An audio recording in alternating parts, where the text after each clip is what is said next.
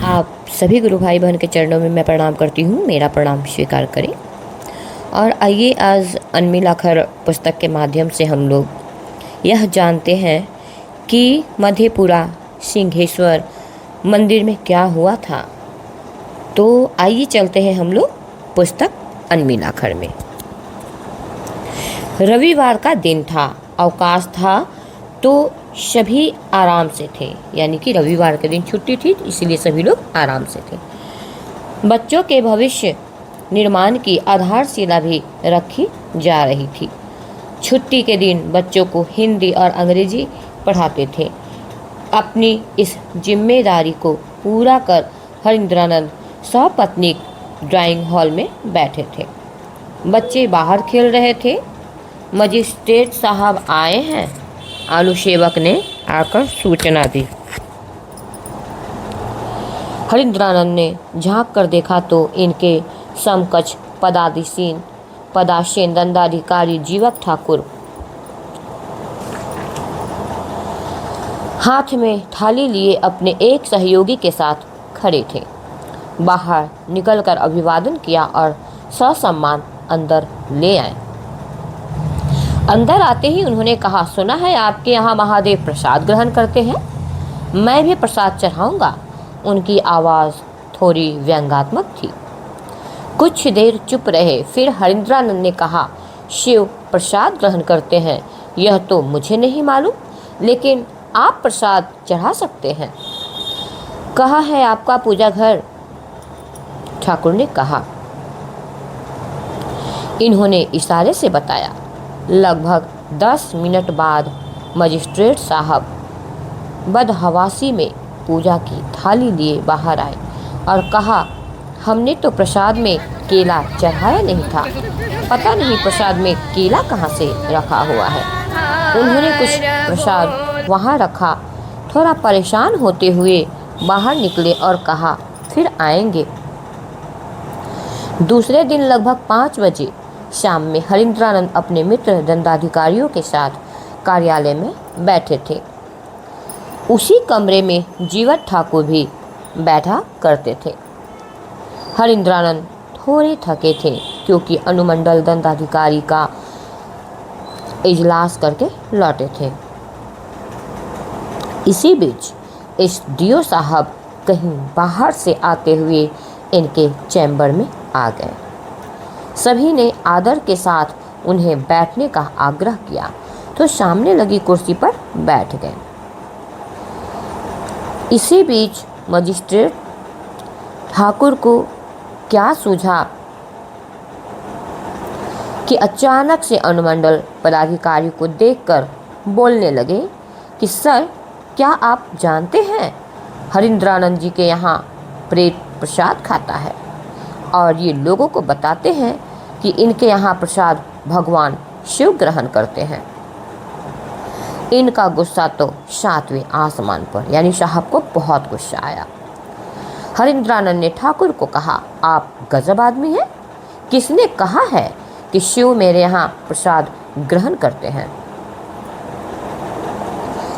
जीवच इनकी उम्र से भी सयाने थे और प्रशासनिक वरीयता में भी।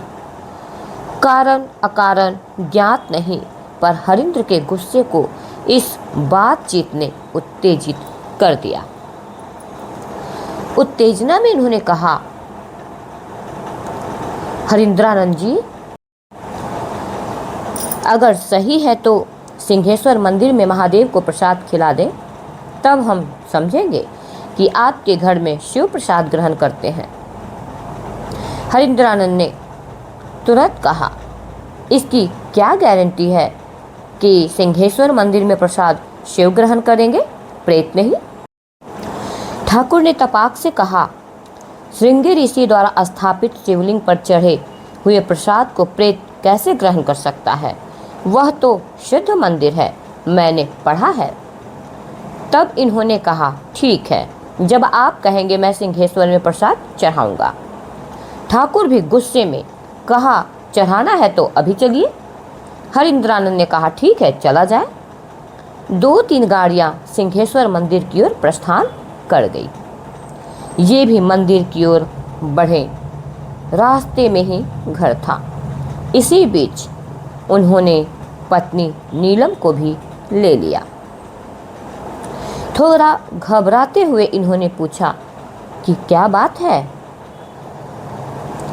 पहले गाड़ी में बैठिए, फिर पूरा वाक्य सुनाया। संकट की घड़ी थी। पूजा गृह में विगत 2 वर्षों से प्रसाद चढ़ता आ रहा था। प्रसाद में परिवर्तन भी हुआ करता था, परंतु होने वाले परिवर्तन के रहस्य के सूत्र इन लोगों के पास नहीं थे। समीकरण अनसुलझा ही था। अब तक उत्तेजना में भले ही हरिंद्रानंद ने सिंहेश्वर मंदिर में शिव को प्रसाद खिलाने की बात तो स्वीकार कर लिया था, किंतु उन्हें इस विधा का कोई ज्ञान था नहीं। प्रसाद में परिवर्तन अशरीरी सत्ता द्वारा हुआ करता था। इनके सूत्र अज्ञात थे, अबूझ थे। बाजार से गुजर ही रहे थे, वही सड़क के किनारे स्थित अरुणा होटल से इन्होंने 20 रुपए में 50 रसगुल्ले खरीदे।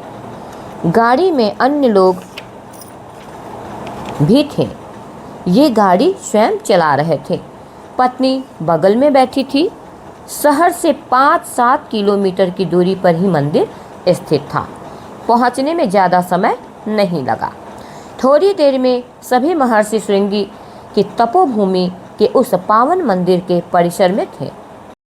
प्रशासनिक महकमे को वहां एक साथ देखकर सभी सकते में आ गए। अधिकांश पुजारी इनके नज़दीक आ गए। सभी मंदिर के भीतर गए। अफसरों के यहाँ अचानक पहुँचने का कारण लोगों को पता चला। दबी जुबान में विरोध के स्वर भी अपनी जगह ले रहे थे, पर विरोध किया कैसे जाता। सभी पदाधिकारी जो ठहरे। प्रसाद चढ़ाने के निर्मित मंदिर की बड़ी थाल लाई गई। वहाँ के पुजारी द्वारा मिट्टी के बर्तन से रसगुल्ले थाली में सजाए गए। जीवत ठाकुर वहीं खड़े थे, एक मौन अट्ठास अपने चेहरे पर लिए। थाली में परोसे गए 50 रसगुल्ले सबके सामने थे। हरिंद्रानंद ने मुख्य पुजारी से आग्रह किया कि मंदिर के दोनों पट 2 मिनट के लिए बंद कर दिया जाए। बात मान ली गई। आंशिक विरोध के बाद पुजारीगण लोगों को मंदिर से बाहर जाने के लिए अनुरोध करने लगे। प्रसाद की थाल शिवलिंग के पूरब रखी गई और सभी मंदिर के बाहर आ गए। दोनों दरवाजे बंद कर दिए गए। शाम होने के कारण मंदिर में आए भक्तों की भीड़ भी वहां एकत्र हो चुकी थी। अंधेरा लगभग हो चुका था। मंदिर रोशनी से जगमगा रहा था। मंदिर के बाहर खड़े होकर सभी मंदिर के भीतर देख रहे थे, मानो सूरज के उगते ही उसका जलाभिषेक करना हो। मंदिर काफी पुराना है, सो दरवाजे और चौखटों के बीच की दरारों से मंदिर के भीतर आसानी से सब कुछ दिख रहा था। भीतर ही भीतर धौंकनी चल रही थी। विचारों की एक अनकहे का भय भी सता रहा था नीलम आनंद को। हो भी क्यों नहीं, बात इनके सुहाग की प्रतिष्ठा की थी, विश्वास की थी, एक ठहराव की थी जो वर्षों बाद इन दोनों के आध्यात्मिक यात्रा में आया था। मन ही मन कहा, महादेव जाने, अब इज्जत उन्हीं के हाथ में है। हरिंद्रानंद समझ रहे थे कि आंखों के सामने इतनी तेज रोशनी में कोई चमत्कारी घटना संभव नहीं है। इन्होंने संभवतः पहली बार मानस मूर्ति से उद्विग्नता, व्याकुलता और दयनीयता में अनुरोध किया, बुढ़ऊ इज्जत रखी है। अचानक मंदिर की बिजली गुल हो गई और परिसर में अंधेरा छा गया। मंदिर परिसर में स्थित भैरव मंदिर के सामने जल रहे पेट्रोमैक्स को तुरंत लाने का आदेश मुख्य पुरोहित ने दिया। पेट्रोमैक्स के आने में लगभग 2 मिनट का समय लगा होगा। जैसे ही पेट्रोमैक्स की रोशनी मंदिर के बरामदे में आई, बिजली भी आ गई। मंदिर फिर जगमगा उठा। दरवाजे की दरारें कुछ नया लेकर आई थी। दरारों के बीच से बाहर खड़े लोगों को गर्भगृह में रखी हुई पूजा की थाल की दिशा, जो अब पूरब से पश्चिम हो चुकी थी, साफ साफ दिख रही थी। मजिस्ट्रेट साहब ने कहा, दरवाज़ा खोला जाए। भीड़ अंदर गई, लेकिन यह क्या? सभी अचंभित। प्रसाद की थाली में 15 रसगुल्ले नहीं थे और शेष बचे रसगुल्ले 2 बराबर टुकड़ों में बटे थे। रसगुल्लों की गिनती कर लीजिए, हरिंद्रानंद ने आह्लादित स्वर में ठाकुर से कहा।